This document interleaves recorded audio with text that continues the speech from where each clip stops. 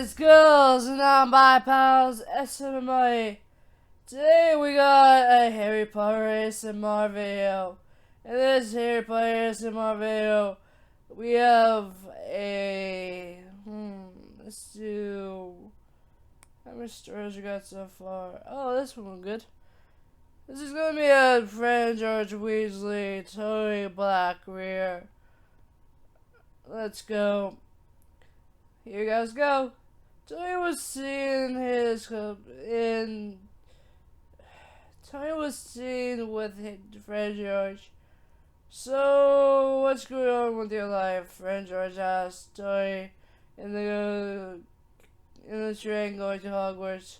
What do you mean? Tony said, looking at Fred George. I mean, you know Black is in jail.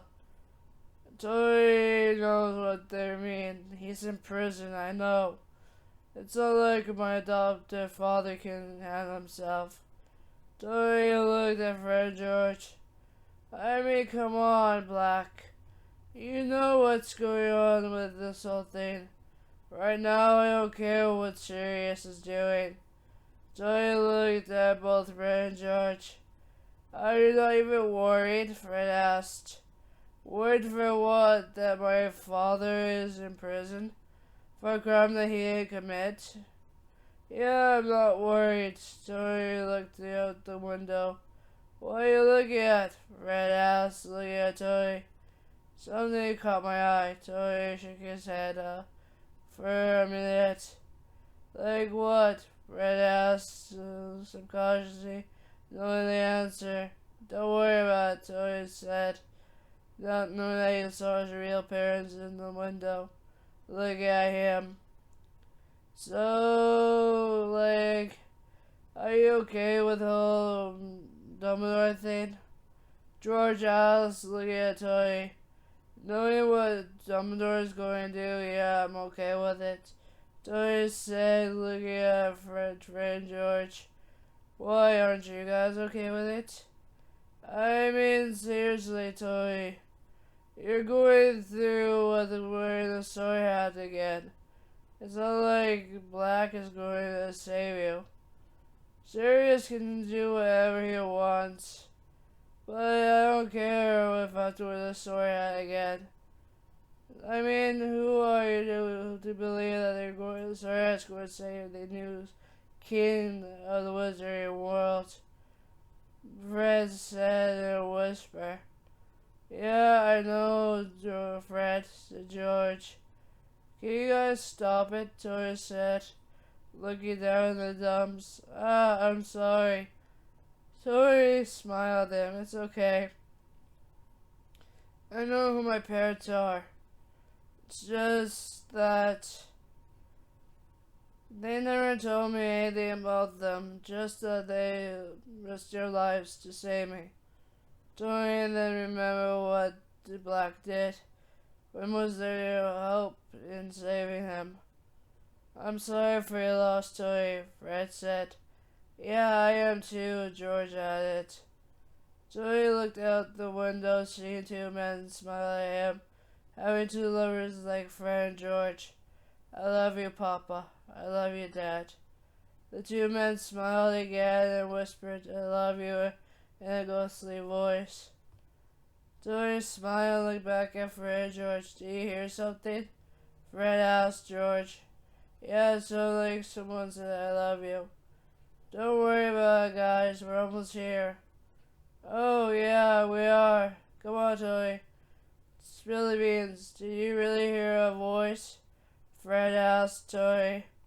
What kind of voice were you talking about? Tony said, looking at Fred. They could come us as a voice saying I love you. Look at that, can't be. I can't hear, remember?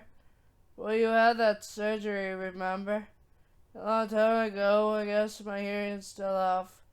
Tony looked at Fred and George suspiciously, looking at him.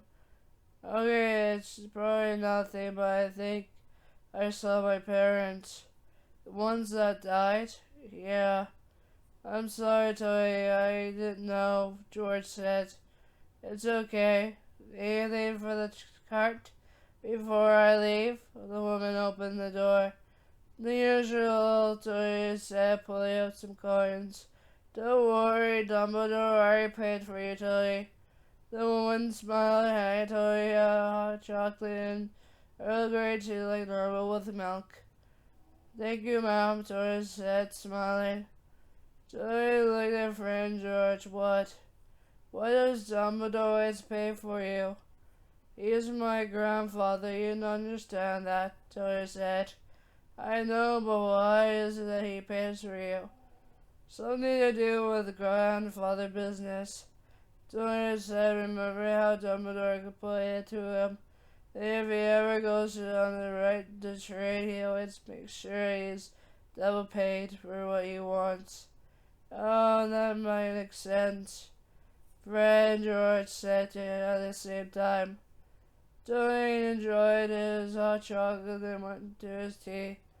You're drinking both? What? I'm kinda thirsty and parched. Okay, whatever. Fred and George thought their minds. Dorian finished his cup of tea and looked at the woman, giving her both the glass cups. Thank you, ma'am, Tori said. You're welcome, she said, smiling. Tori looked back at the touring car window, looking at the two men smiling, knowing that Dumbledore had at Tori's back. They continued on to the next life, with Lily and James. Tori looked shocked that they were already gone. Tori looked at Fred George. Are you okay? Fred asked, looking at Tori. Yeah, I'm fine, Tori said out of the blue. George looked at him and touched Tori's cheek. You're crying. Me? Crying? No. You think you're wrong, Fred. Fred looked at him as George looked at Fred. You said my name wrong. Tori, are you really okay? Fred said. Yeah, George, I am. Both of them started shaking their hands into Tori's eyes. Snap out of it, Fred and George yelled. Tori shook his head and looked at him. Sorry. I was out of it, was I? Yeah, you said our names once, so we knew you were snapped out of it. You were in a daze. Fred and George said, sorry, guys.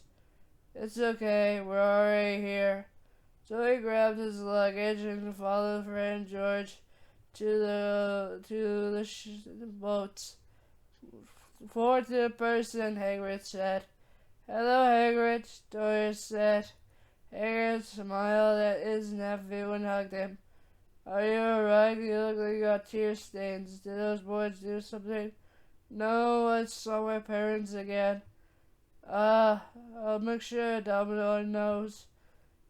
Please do, Tori said. Looking up in the sky, see his griffin fly by. Griffin, come! Tori yelled up in the sky, and the griffin landed. I'm not taking a boat this time, Hagrid. As always, Tori, you're getting there faster with the griffin. The griffin chirped happily, knowing he was being news, while Tori hopped on him.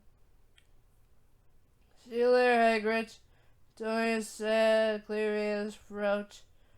Hagrid smiled and watched Tori fly off, up to Hogwarts. Man, that boy is going to be the death of me, Hagrid said. Watching as everyone got in their boats and him jumping into the boat that takes the first years to Hogwarts. Let's get going, he said, paddling the boat across the ocean to Hogwarts. Once they got there, Tori was already there in the arms of McGonagall. Is everything alright? Hagrid asked. He was home down again and got back to normal once I hugged him. He smiled teary-eyed to the bone.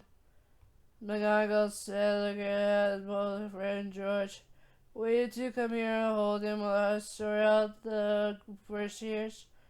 Fred and George shook their heads, knowing what was happening. Something in the shadows scared him.